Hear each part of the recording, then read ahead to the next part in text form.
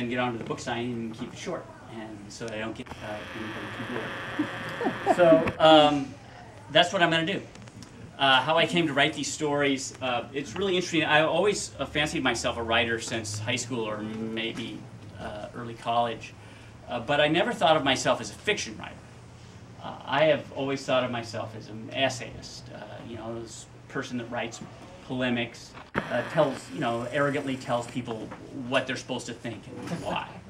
And I actually got a couple of essays published in some obscure public policy journals, and I thought that that's the kind of writing that I would do. And one day I was working on an essay that I had entitled "On Fate," and it was a pretty straightforward essay. I thought it was going to be about what part of our lives is determined by our personal decisions and our actions, and what part of our lives is determined by blind luck, by fate.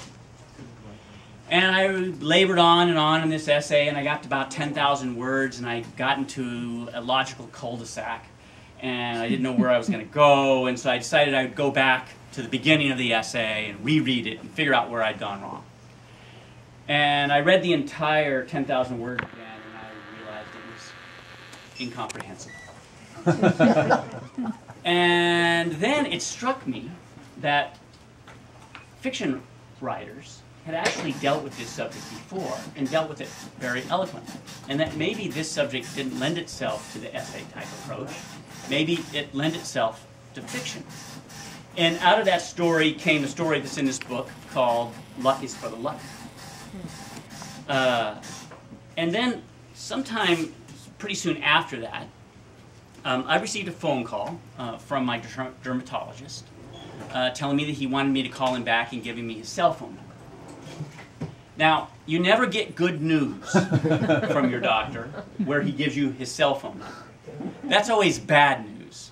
The good news comes in a pink sheet of paper in the mail. It has a little box checked, you know.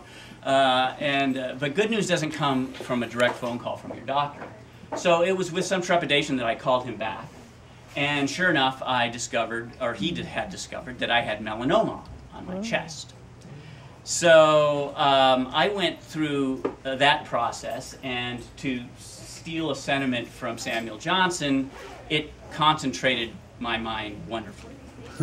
And the story Envy comes out of that experience. So after those two experiences with writing fiction, all of a sudden other stories started to come to me, and I just began to write them down.